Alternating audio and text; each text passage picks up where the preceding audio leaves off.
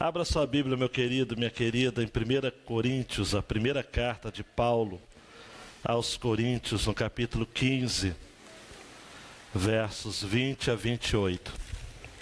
Eu estou dando uma parada por um domingo apenas na nossa série Pé na Estrada.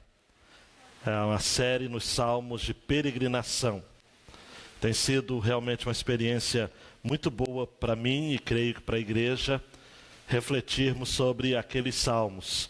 São salmos de caminhada, salmos de viagem, salmos relacionados, colecionados dentre o livro de Salmos, justamente para servir de incentivo às famílias que iam até Jerusalém para celebrar uma das festas, incluindo uma das festas como esta desse final de semana, a festa da Páscoa. Tá ok? Então nós estamos dando uma parada, já estamos no Salmo de número 129, vai ser o próximo Salmo. Se Deus assim permitir, e Jesus não voltar essa semana, domingo que vem estaremos aqui. Você que nos visita, podendo estar de volta, será muito bem-vindo. E hoje eu quero trazer esta palavra sobre a verdade da ressurreição de Jesus. Eu comecei o culto falando algo sobre isso. E quero, ao longo desta mensagem, tratar deste tema com muito carinho, mas também com muita paixão.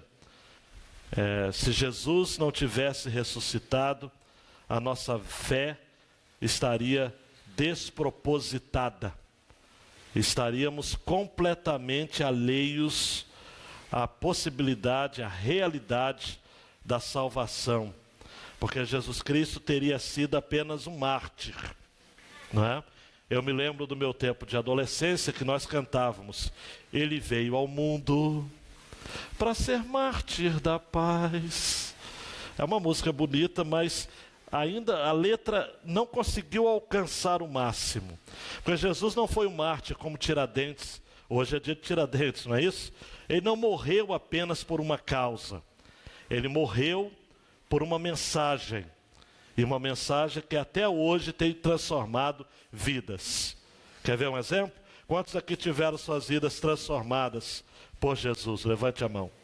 Se Jesus estivesse ainda no túmulo, nós estaríamos onde? Perdidos. Perdidos. Na Arábia Saudita há um lugar que todo muçulmano precisa ir ao menos uma vez na vida. E lá há uma pedra que fora testemunho da revelação a Maomé. Há quem diga até que o seu túmulo esteja por lá.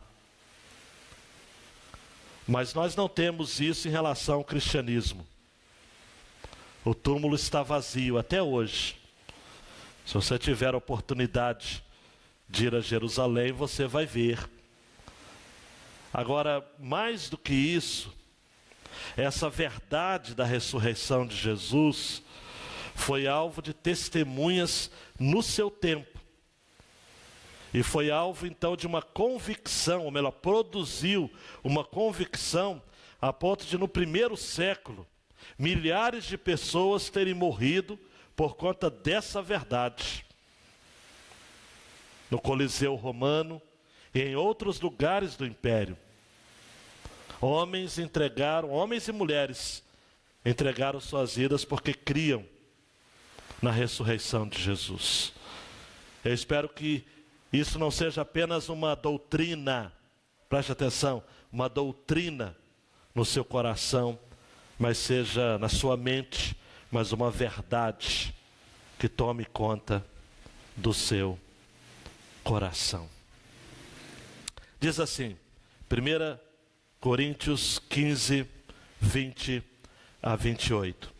Mas, na verdade, repita comigo, na verdade. Cristo ressuscitou dentre os mortos, sendo ele o primeiro entre os que faleceram. Porque assim como a morte veio por um homem, também por um homem veio a ressurreição dos mortos. Pois, assim como em Adão todos morrem, do mesmo modo em Cristo todos serão vivificados. Cada um, porém, na sua vez. Cristo primeiro, e depois os que lhe pertencem na sua vinda. Então virá o fim, quando ele entregar o reino a Deus o Pai, quando houver destruído todo domínio, toda autoridade e todo poder, porque é necessário que ele reine, até que tenha posto todos os inimigos debaixo de seus pés. E o último inimigo a ser destruído é a morte, pois sujeitou todas as coisas debaixo de seus pés. Mas quando diz, todas as coisas lhe estão sujeitas, é claro que isso não inclui quem lhe sujeitou todas as coisas. E quando todas as coisas lhe estiverem sujeitas, então o próprio Filho se sujeitará àquele que todas as coisas lhe sujeitou, para que Deus seja tudo em todos. Por favor, Deus, capture a nossa atenção, capture a nossa concentração naquilo que é a palavra do Senhor a nós, nesta noite, no nome de Jesus. Amém e amém. Vários estudos têm sido feitos para trazer razões, confirmações históricas a respeito da ressurreição de Jesus. Autores como Lee Strobel, por exemplo, em Defesa de Cristo, um livro fantástico, em que ele vai defender como jornalista, como que essa mensagem da ressurreição de Cristo, da sua própria vida, marcou a vida de tantas pessoas ao longo da história da humanidade. Autores como Joseph McDowell, como o próprio John MacArthur, como o próprio John Piper e tantos outros pregadores fizeram sermões, escreveram artigos, livros a respeito disso. Um autor, por exemplo, chamado J.P. Borrender, ele vai dizer o seguinte: olha, acerca das provas circunstanciais da ressurreição de Jesus, primeiro, os discípulos estavam na condição singular de saber se de fato a ressurreição acontecera, e eles enfrentaram a morte, dizendo que era verdadeira. Além da ressurreição de Jesus, não há nenhuma boa razão porque homens tão céticos como Paulo, Tiago, teriam se convertido e morrido por sua fé. É fato histórico também de que poucas semanas depois da crucificação, milhares de judeus começaram a abandonar costumes sociais que tinham importância crucial, sociológica e religiosa há séculos, para seguir o cristianismo, para seguir a Jesus Cristo, o Nazareno. Também, como explicar a prática da ceia do Senhor e do batismo desde o começo, afirmando a ressurreição e a divindade de Jesus? Como explicar, amados, o surgimento milagroso da igreja em meio a uma perseguição brutal pelos romanos, a ponto de um homem dizer: a morte de Jesus, sua ressurreição, fez um grande buraco na história, um buraco do tamanho e da forma da ressurreição de Jesus. Há o testemunho interno das Escrituras. No capítulo 15 de 1 Coríntios, que nós lemos apenas os versos 20 a 28, dos versos 4 a 8 vai dizer que Jesus foi sepultado, ressuscitou ao terceiro dia, segundo as Escrituras, e foi visto, preste atenção, por Cefas, Pedro, depois pelos 12, depois de uma vez só, por mais de 500 irmãos, e Paulo vai usar a seguinte expressão: dos quais vive ainda a maior parte. Depois Jesus foi visto por Tiago, Jesus foi visto por todos os apóstolos, e Paulo vai dizer no versículo 8 de 1 Coríntios 15, e por derradeiro de todos me apareceu também a mim como um abortivo lá na estrada de Damasco, e vocês conhecem muito bem a história. É fato, amados, e eu tenho convicção nisso, Mateus dando um clique, por favor, de que a grande ideia desta passagem é de que a ressurreição de Jesus é a maior mensagem do mundo. Por causa dela, celebramos nossa vitória sobre a morte, o nosso último inimigo a ser abatido. É a maior mensagem do mundo, uma mensagem que não se restringe a qualquer vertente ideológica, quer seja de direita, de esquerda, quer seja de importância capital na América, na Europa, na Ásia, na Oceania. É uma mensagem que tem alcançado o mundo inteiro. Pessoas têm morrido por conta dessa fé. Esse final de semana, como eu já disse para vocês, mais de 200 pessoas, não eram todas cristãs, porque foram alvos também de ataques terroristas, hotéis de luxo da principal cidade, da capital do Sri Lanka, mas igrejas, amados, homens e mulheres que estavam depositando, refletindo sobre a fé em Jesus Cristo, morreram por conta disso. A despeito de morarem num país que são apenas 7% da população, 80% de budistas, 12% de muçulmanos, os cristãos, amados, no Sri Lanka, em tantos outros países, têm enfrentado desafios descomunais, ao que nós não temos ideia, por conta da fé em Jesus. A ressurreição de Jesus, dando um clique em Mateus, é um fato historicamente comprovado.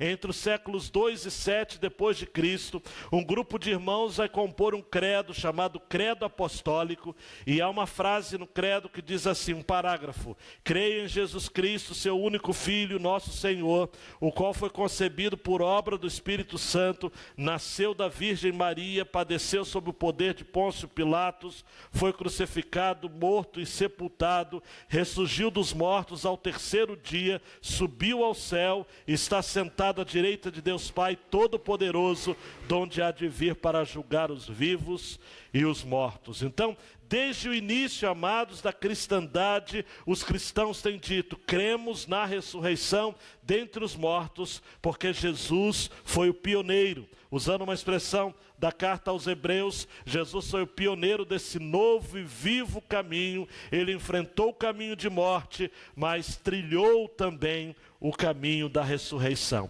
Esse texto, amados, nos apresenta no versículo 20, que na verdade Cristo ressuscitou dentre os mortos, e a expressão é de que ele é o primeiro entre os que faleceram. Em algumas versões diz primícias dos que dormem. A Nova Versão Transformadora traduziu assim, ele é o primeiro fruto da colheita de todos os que adormeceram.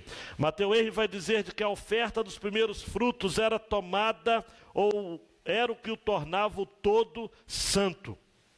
E o todo era feito santo por conta das primícias, dos primeiros frutos. Apresentar a Jesus ressurreto como sendo primícia, ou como sendo o primeiro dentre aqueles que faleceram, nos dá a ideia de que ele torna santo a nossa vida. E ele traz um novo significado, preste atenção, à nossa morte também.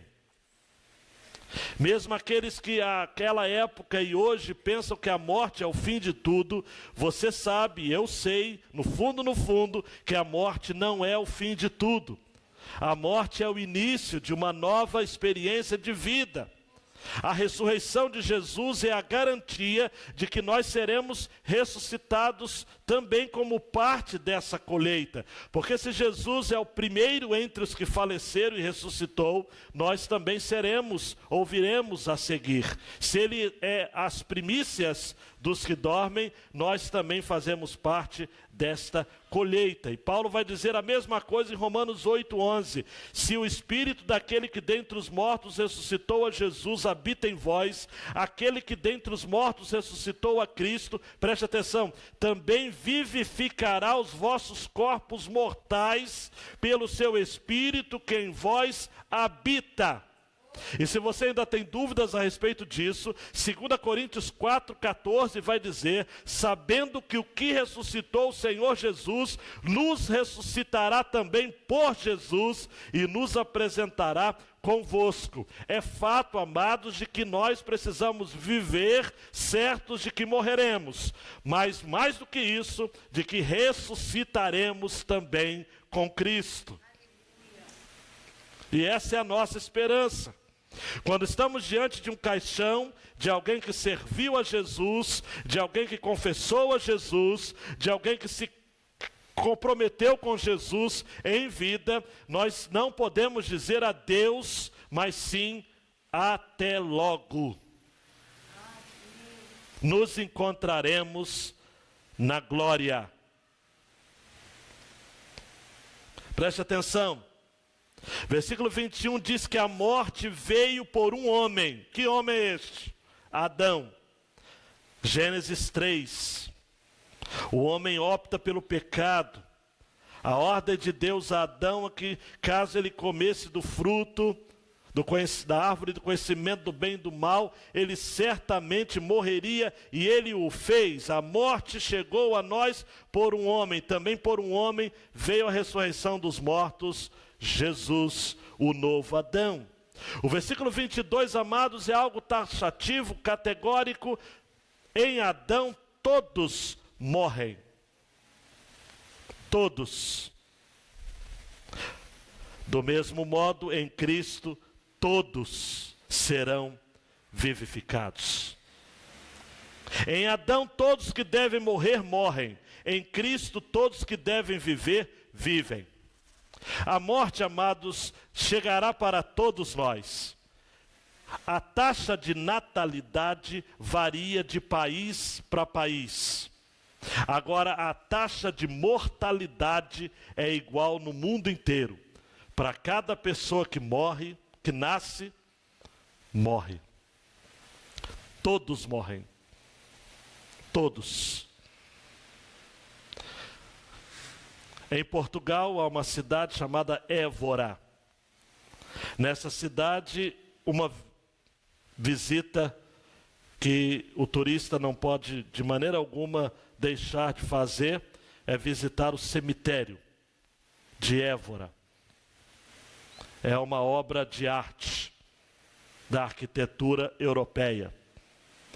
Mas lá em Évora há uma placa que diz: nós, os ossos que aqui estamos, pelos vossos esperamos.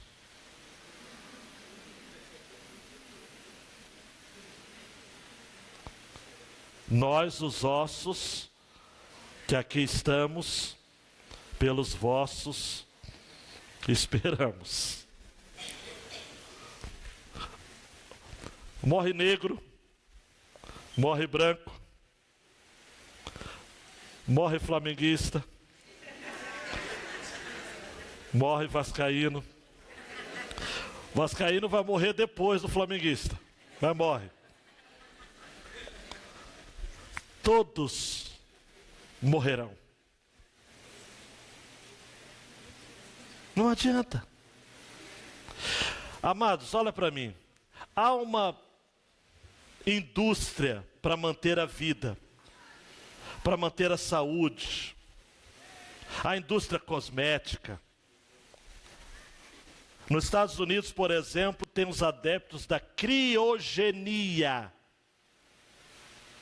Pessoas milionárias que pagam para que seus corpos sejam congelados. Imagina o seu corpão aí, porque eles acreditam, olha só que loucura, presta atenção, que a ciência vai se desenvolver, chegando a determinado ponto, que vai ser viável a ressurreição, por métodos naturais. Mas amados, amadas, me perdoe os americanos ricos, tem tanto dinheiro que não sabe o que vai gastar. Mas mesmo os que estão congeladinhos lá, estão tão mortinhos como aqueles que estão no Belém, em Serra d'Água, lá no centro da cidade. Todos morrem. A ressurreição, amados e amadas, só acontece por meio de Jesus. Versículo 23. Cada um, porém, na sua vez. Cristo primeiro, ele já foi.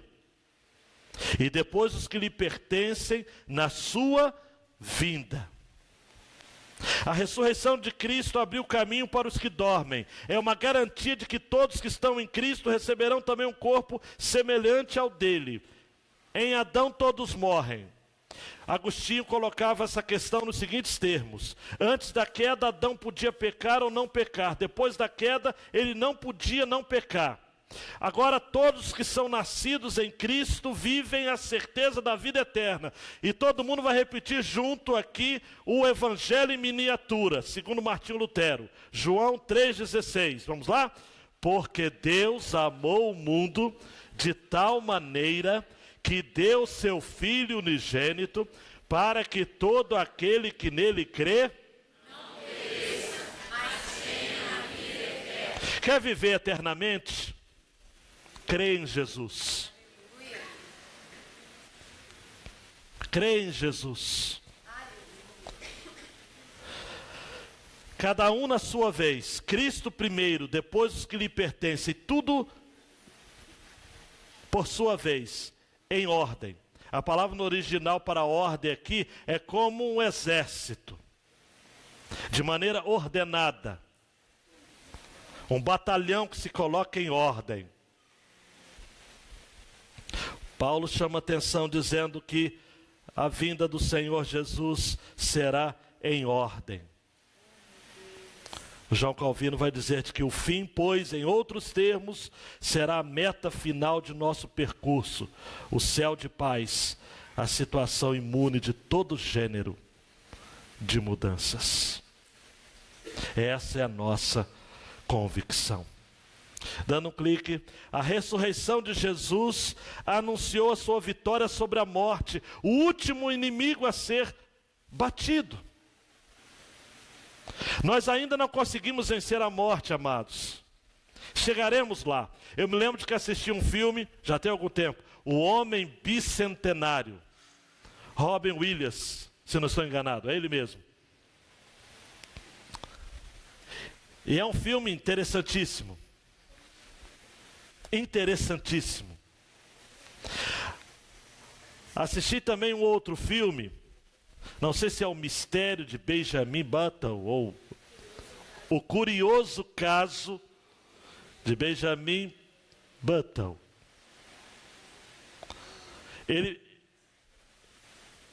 Ao invés de ele envelhecer com a vida, ele começou a ficar mais jovem.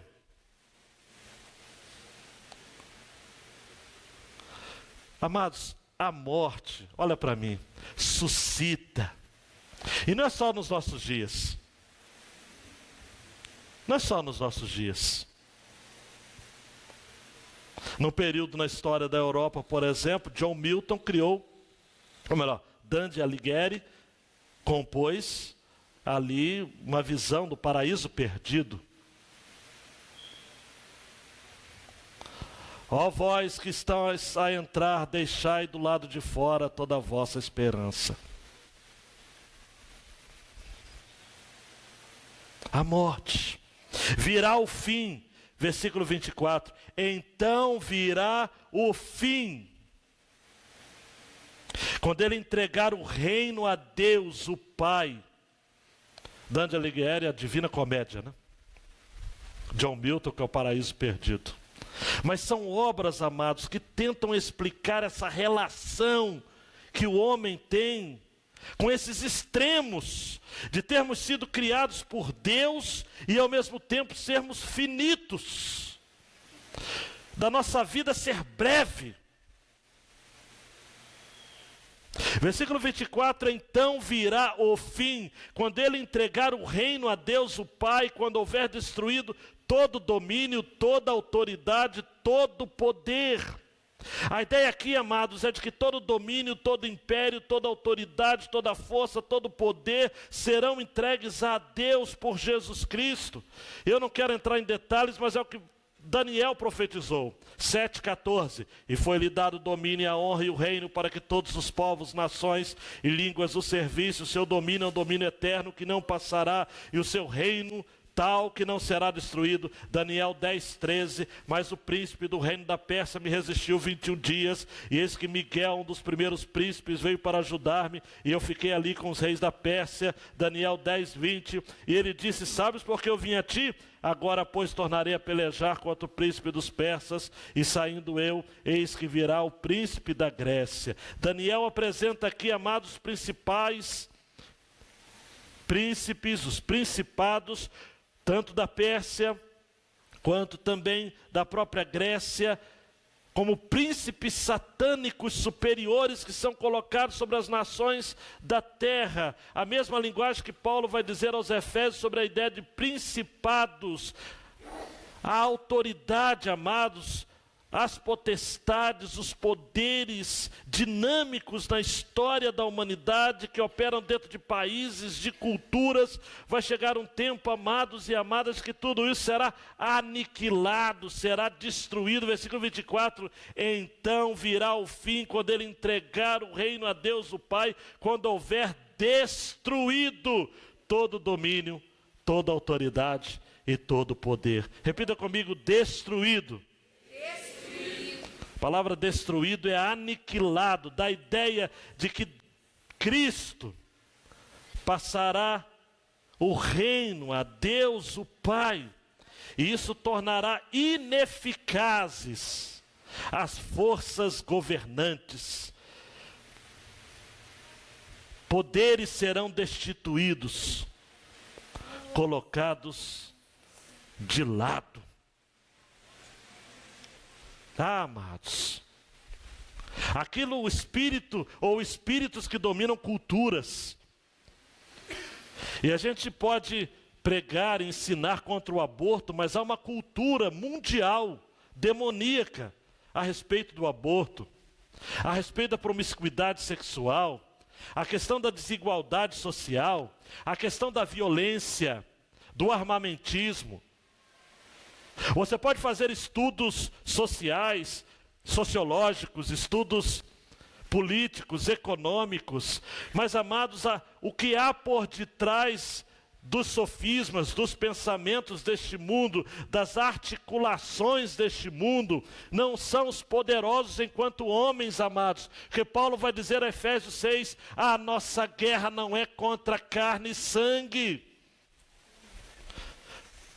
Nós assistimos televisão, assistimos os noticiários e ficamos pensando, tal país é assim por conta da política tal, por conta do regime tal, por conta de situações sociais assim. A África é desse jeito por conta da colonização opressora. Mas esses estudos são interessantes e devemos fazê-lo. Mas olha para mim, não estou desprestigiando o teu estudo, nem o meu. Mas o que leva, amados, as nações, as pessoas, as sociedades a cooperarem para a maldade no mundo são domínios, autoridades e poderes deste mundo tenebroso.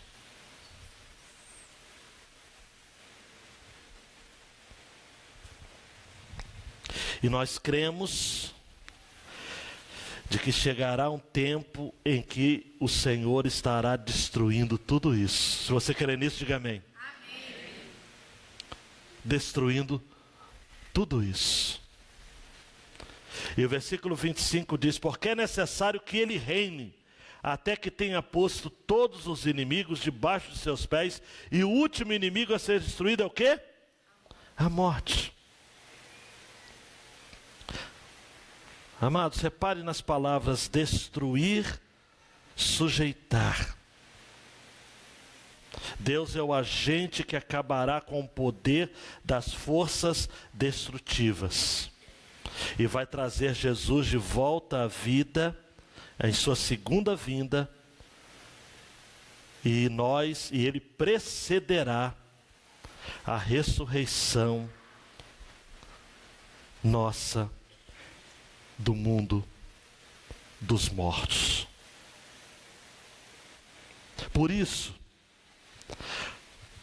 se segura na cadeira.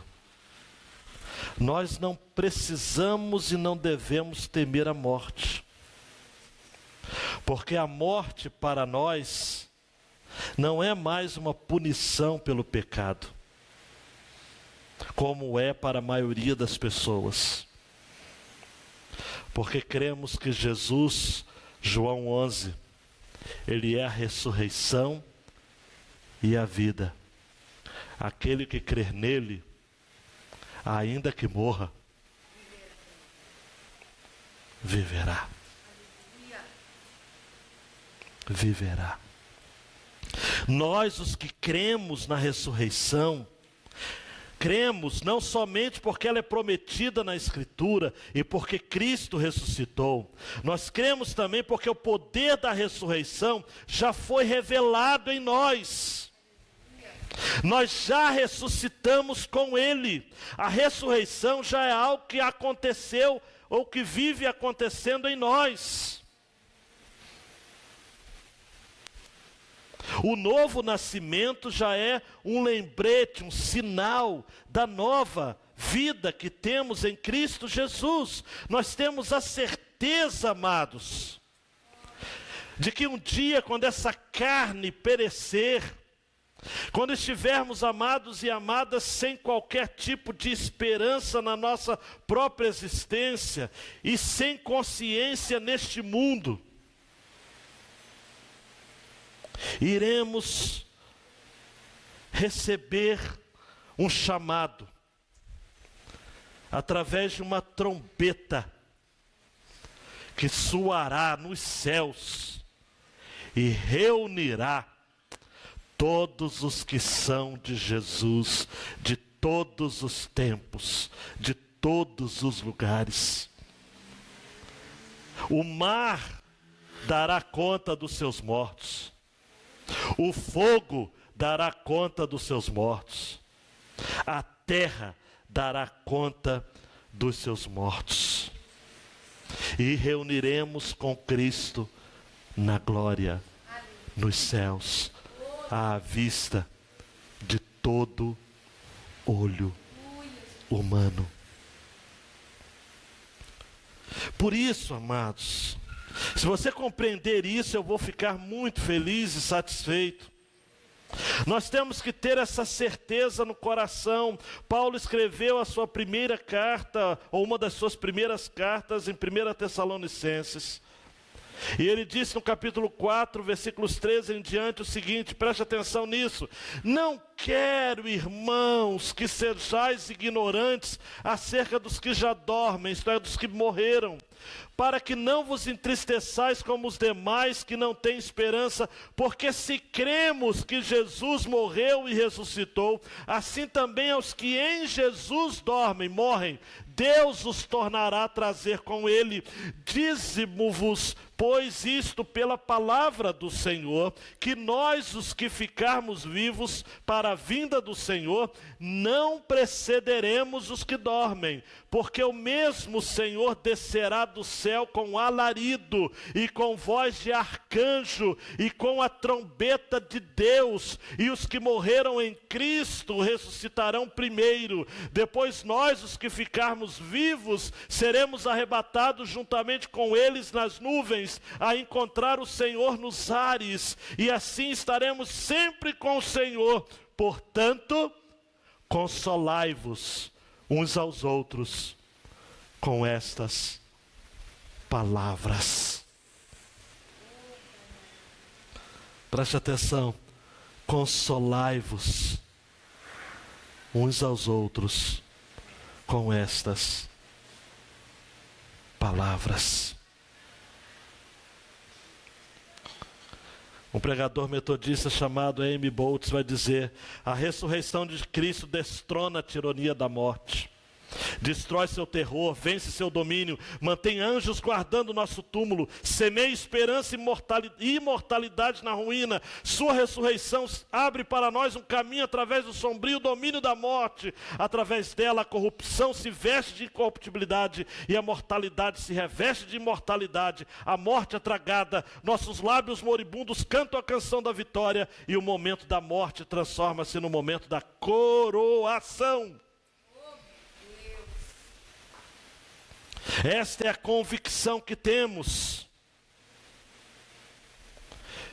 de que, segundo o versículo 27, sujeitou o Senhor todas as coisas debaixo dos seus pés. Mas quando diz todas as coisas lhe estão sujeitas, é claro que isso não inclui quem lhe sujeitou todas as coisas. E quando todas as coisas lhe estiverem sujeitas, então o próprio Filho se sujeitará àquele que todas as coisas lhe sujeitou, o próprio Deus, para que Deus seja tudo em todos. Agora preste atenção, Cristo não está sujeito a Deus como um servo ou um escravo se sujeita ao seu Senhor, mas ele é como um príncipe que realiza a tarefa que lhe foi atribuída e retorna como coroa a glória da completa obediência. Pensa nisso, reforce a sua fé nisso. Para o mundo a morte é o fim.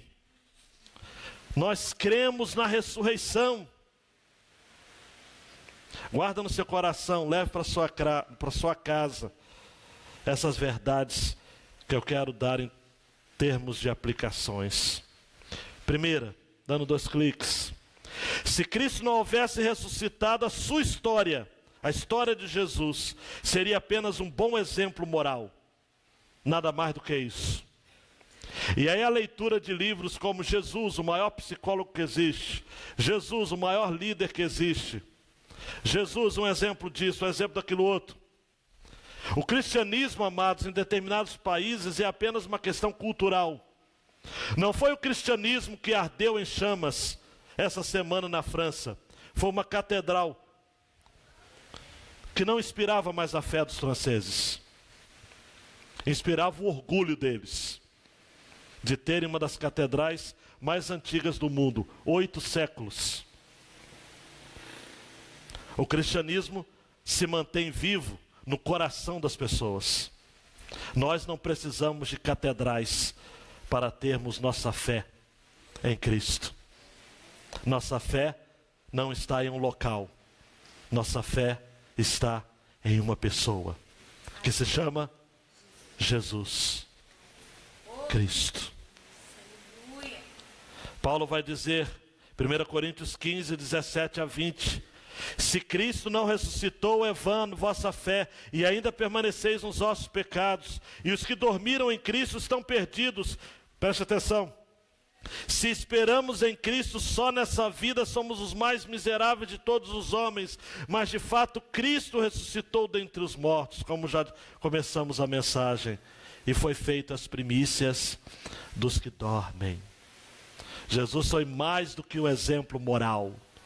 Jesus é o nosso Salvador, porque venceu a morte em nosso lugar.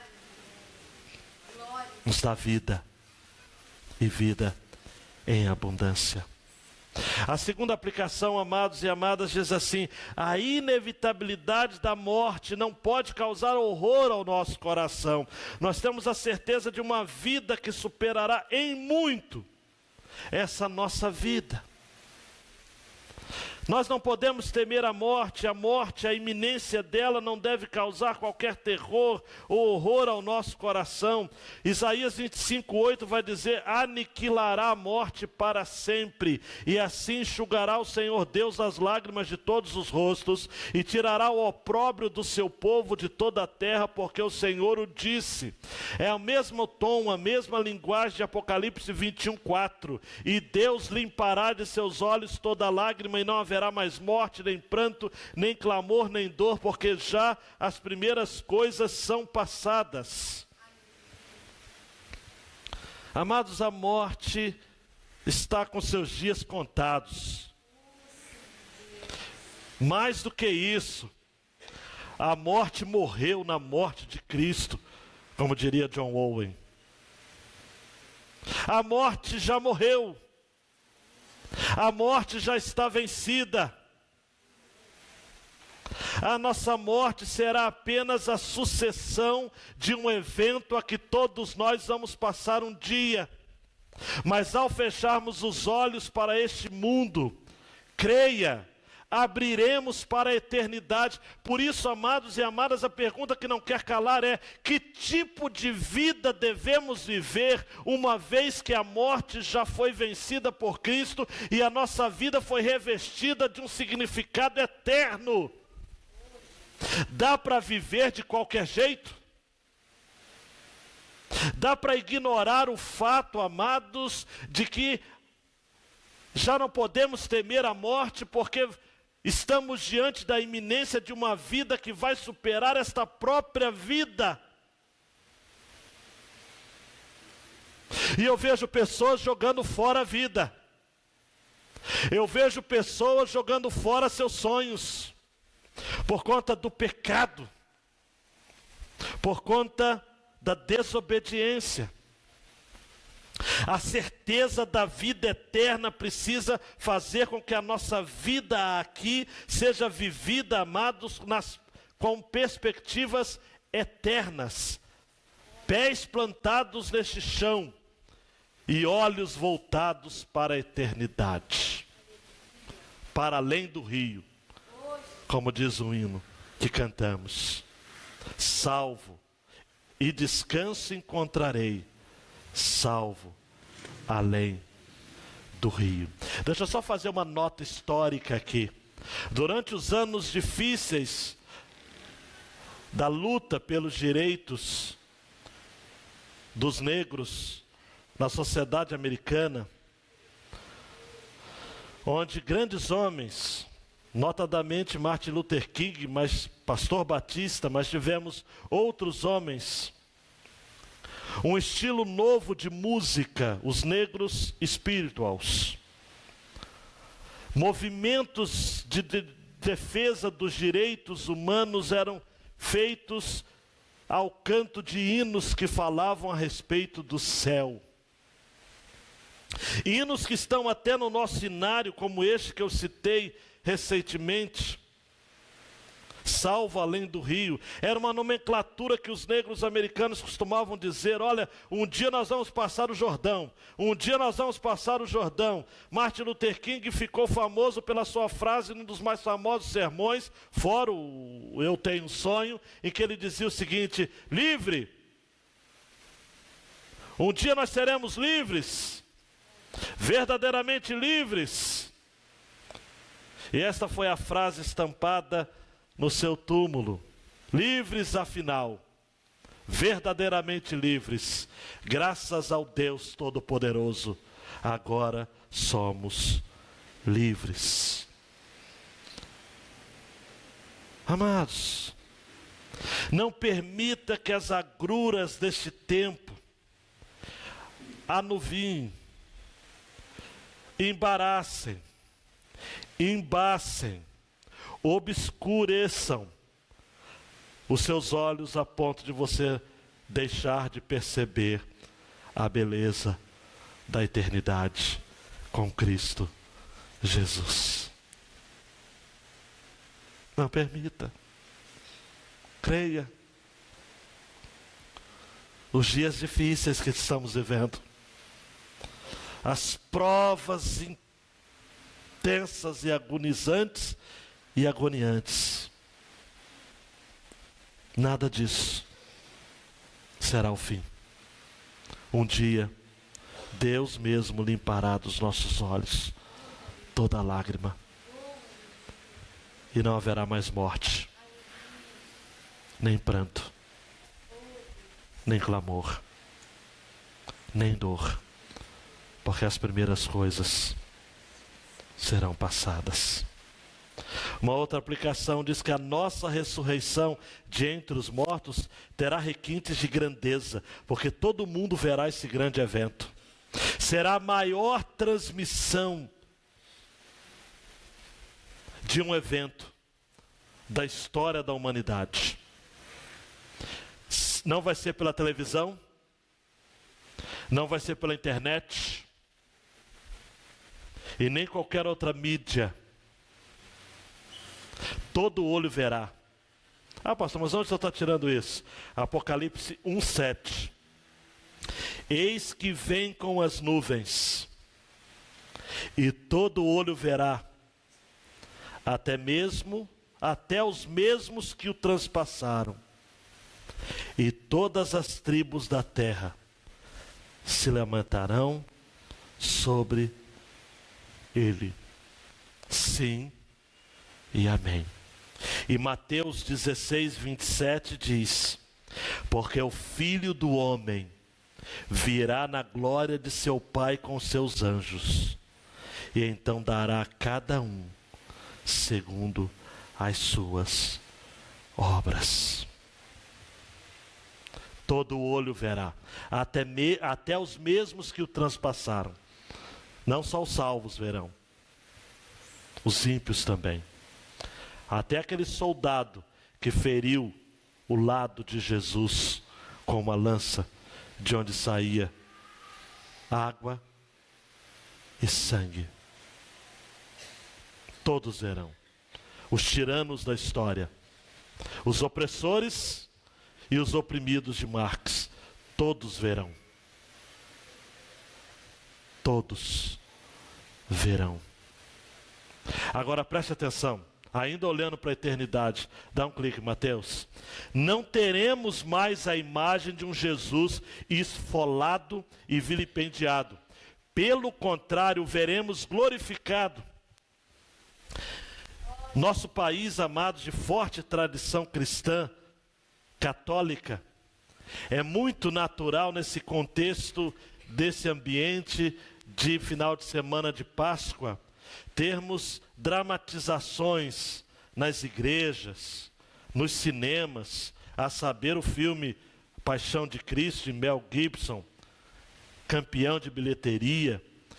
No nosso país, nós temos no Nordeste, por exemplo, uma apresentação que é, segundo dizem, a maior apresentação teatral a respeito da morte de Jesus do mundo. Mas o que me encanta nas Escrituras é saber de que essa imagem desse Jesus esfoliado, desse Jesus esfolado, vilipendiado, esse Jesus machucado, feio, com as vestes rasgadas, as costas rasgadas com sangue. Esta imagem, amados, olha para mim, não quero que você fique decepcionado, nem quero frustrar a sua fé, mas aquela imagem já está no passado. Emociona a gente. Eu assisti Paixão de Cristo de Mel Gibson suando frio, mas já passou. Aquilo não deve mais causar, amados, olha para mim, qualquer tipo de consternação, porque já passou. Jesus não voltará daquele jeito. Ele não está lá no céu daquele jeito, com o olho meio arrebentado. Não! 1000 vezes não! Jesus voltará, sabe como? Mentaliza a cena. Apocalipse 1:13-18. Você segura aí. E no meio dos 7 castiçais um semelhante ao Filho do Homem, vestido até os pés de uma roupa comprida, cingido pelos peitos com um cinto de ouro. E a sua cabeça e cabelos eram brancos como a lã branca, como a neve, e os seus olhos como chama de fogo. E os seus pés semelhantes a latão reluzente, como se tivessem sido refinados numa fornalha, e a sua voz como a voz de muitas águas. E ele tinha na sua destra 7 estrelas, e da sua boca saía uma aguda espada de 2 fios, e o seu rosto era como o sol, quando na sua força resplandece. E eu, quando vi, caí a seus pés como morto, e ele pôs sobre mim a sua destra, dizendo-me: não temas, eu sou o primeiro e o último, e o que vive. Fui morto, mas eis aqui estou vivo para todo sempre, amém, e tenho as chaves da morte e do inferno. Esse é o Jesus, esse é o Jesus glorificado, é esse Jesus com todos esses requintes de grandeza. Este é o Jesus que está na glória e que voltará e será visto por todo o olho desta face da terra. Ele não virá cabisbaixo, moribundo, zolumbático. Ele virá altaneiro, cabeça erguida, peito estufado. Ele é rei, ele é conquistador, ele é vitorioso, ele é Jesus. Ele vive. Imagina um filme assim. Não tem como retratar isso. Não há peça teatral que retrate isso daqui. Retratar Jesus sendo açoitado, acorrentado, coroado com espinhos.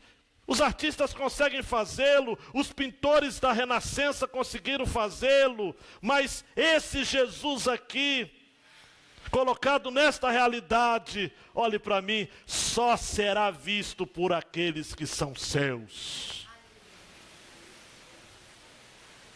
Por isso que, dando um clique, o mundo será dividido em 2 classes. Não serão sobre ideologias, serão justos e ímpios. Disso você não vai conseguir fugir, queridão. Queridona, disso você não vai conseguir fugir. Você pode hoje achar que vai se safar. Você pode hoje achar que você está com tudo.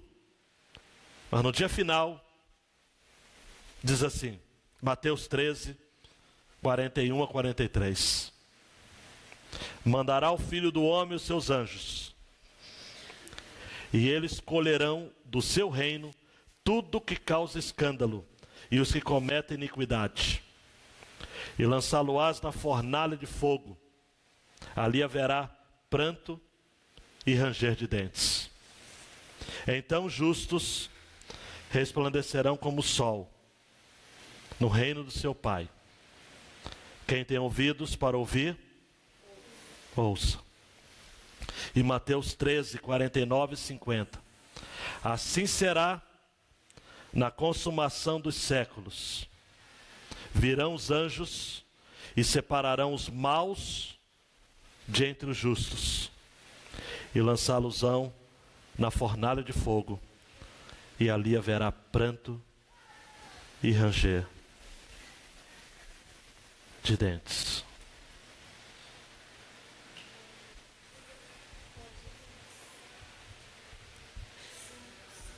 Não tem como.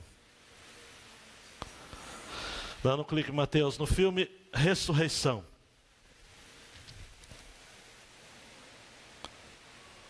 Segundo as ordens de Pôncio Pilatos, o filme narra a história de Clávius, um centurião romano. Ele começa a investigar o que aconteceu com o corpo de Jesus, depois do seu sumiço. Ele vai atrás dos discípulos. Ele tenta montar um quebra-cabeça,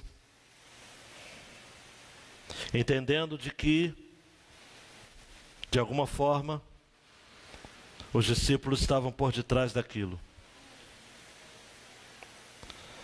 Mas ele se depara com uma mulher, Maria Madalena. E no filme, eu quero destacar essa frase. Dê um clique.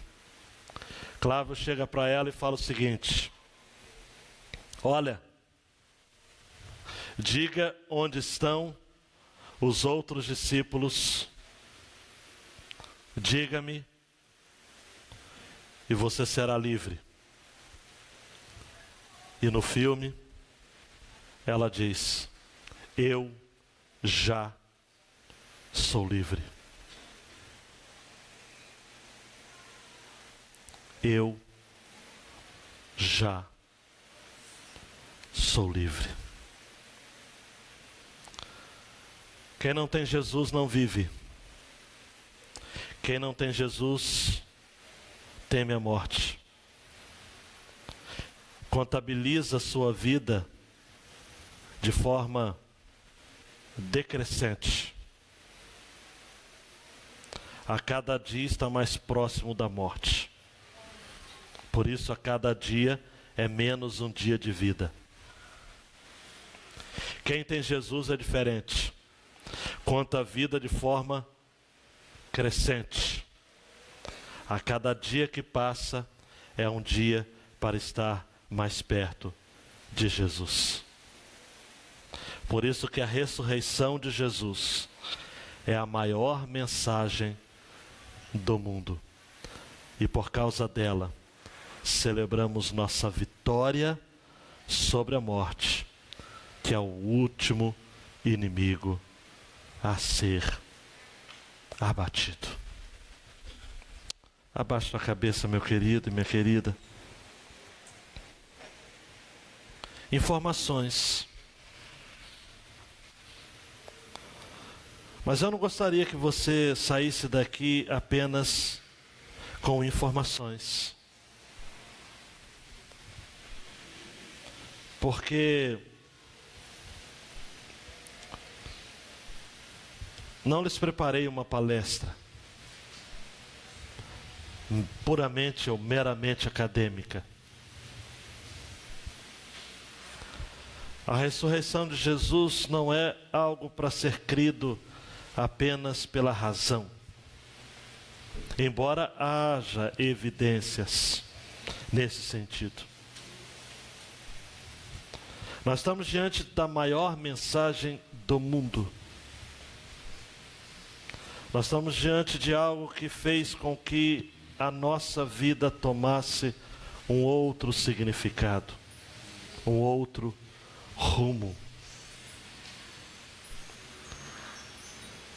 Diante do fato da ressurreição, a nossa vida aqui na terra precisa ser ressignificada. Oh, Jesus. E você não tem mais o direito de viver mais por si mesmo. Não dá. 1000 vezes. Não dá.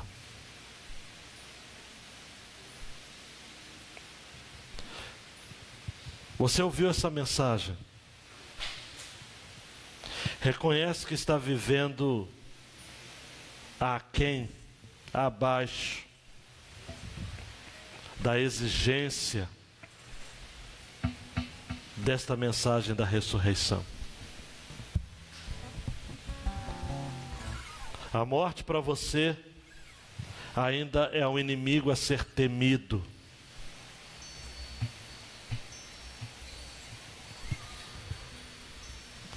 E você não tem certeza no seu coração que a vida de Jesus está em você. E eu quero lhe fazer um apelo, lhe dar essa oportunidade. Você dar um sentido novo à sua vida. Sei que é um desafio. Sei que é uma caminhada árdua. Mas é o caminho da liberdade. A fala neste filme que eu salientei, eu já sou livre, precisa ser algo assim que também ecoe dentro de você. Você de fato é livre?